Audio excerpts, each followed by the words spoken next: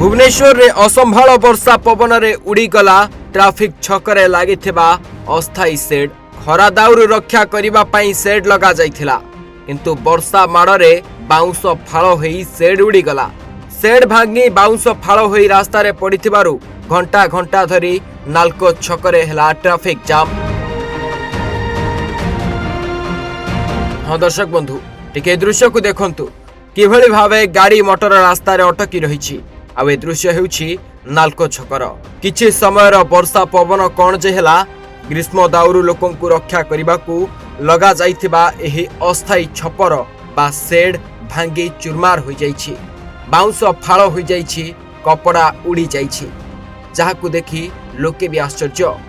तेबे भुवनेश्वर बासिंदांकु ग्रीष्म दाउरु रक्षा करिबा पई ट्राफिक छकरे एही अस्थायी छपर निर्माण करा जाइथिला।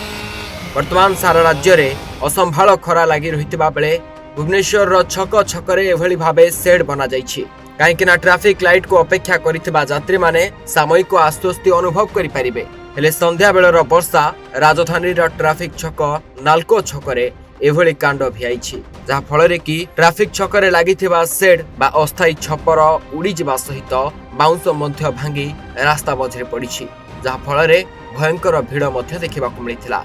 घंटाए काल बाउंस को हटा जिबा परे पुणी गाड़ी मोटर चलाचल ठीक भावे हो पारिथिला। भुवनेश्वर सुभाष को रिपोर्ट, ओडिशा भास्कर।